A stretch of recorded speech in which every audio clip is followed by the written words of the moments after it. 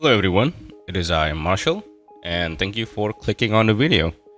I'll be giving you a few updates in a different style as well, as you might have noticed. Compared to all of my previous videos in the past, I actually decided to edit this while testing out some features on OBS because I thought my viewers deserve better. I love my viewers and I want them to watch high quality content. And that's true. Every single one of you who leaves a comment, who likes the video, who subscribe to the channel makes me really happy.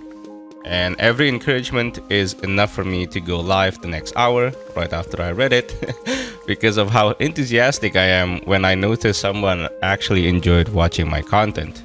But let's get back to business. By the title of the video, you can already tell that I am saying goodbye to TikTok Live. Now, believe me, this is a very hot step because I've been consistently streaming around 3 months now, since June of 2025, and I'm doing it because I need to focus on my goal from the very beginning of all of this live streaming stuff. There are three primary reasons on why I will not live stream on TikTok Live anymore. And reason number one is that TikTok Live Studio kinda sucks. If you're someone who's just starting out your live streaming journey on TikTok, you might have bumped into a piece of software called TikTok Live Studio.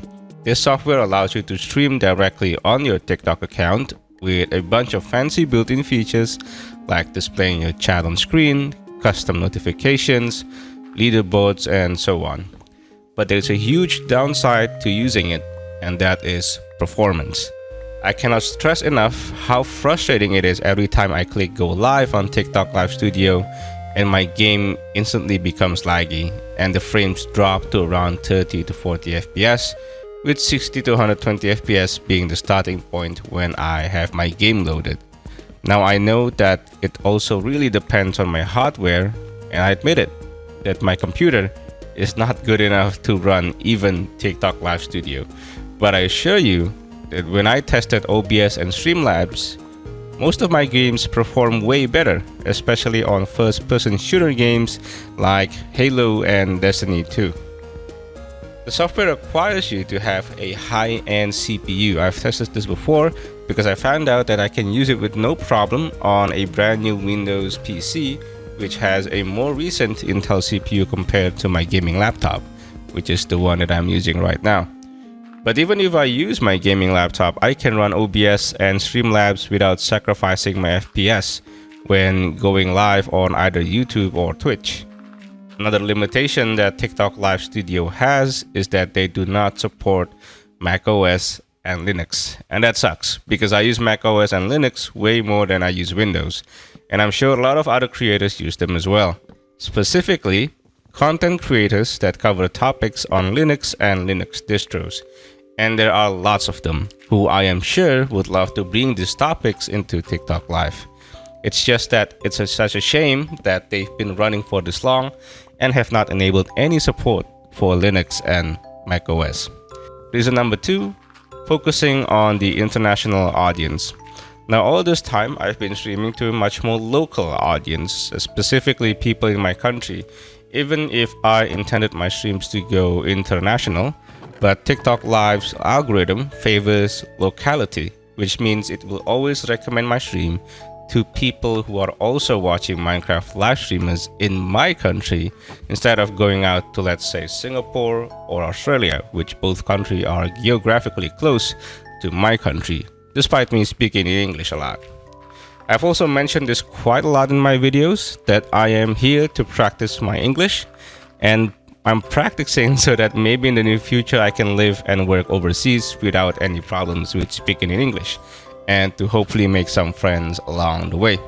And I know that's gonna be a long list of things that I'll still need to prepare, but if I'm ever lost, or if I'm helping an old lady who is lost in the middle of nowhere in an English-speaking country, I can at least guide her and at least talk with her if I'm waiting for help. Number three, TikTok is not good for me. If you know me, and if you've been watching my very old videos on the channel, I'm actually someone who really cares a lot about being intentional with using social media, especially using a platform like TikTok. I've scrolled endless hours there, and their content is endless. You'd be surprised at the amount of videos and slides TikTok has compared to something like YouTube or Instagram, and it's a lot. And I don't like that. I don't like it that I'm losing my self-control over scrolling short videos on TikTok or Instagram or YouTube Shorts. It's not healthy for me. It's not healthy for you. It's not healthy for everyone. So I need to stay off TikTok and focus on my work, like editing this video, making good YouTube video thumbnails, and planning out my streams more, and writing video scripts just like this one, and so on. Once you remove all of the time doom scrolling from your everyday timeline, you kind of realize that you have a lot of time to spend. So spend that time studying, spend that time making the content that you love, spend that time perhaps to read your Bible, to exercise, and maybe join that club in school that you've always wanted. Do not rot in TikTok, go touch some grass. So yeah, I think those three sums up on why I won't be streaming on TikTok live anymore. I hope that by watching this video, you can also better take control of your social media usage and to realize that maybe there are other better things for you to do other than being on TikTok. I'd like to thank all of my early supporters and the very active viewers on my TikTok live streams, but for now, we'll be moving out to a better place and I hope I can see you there. God bless and see you next time.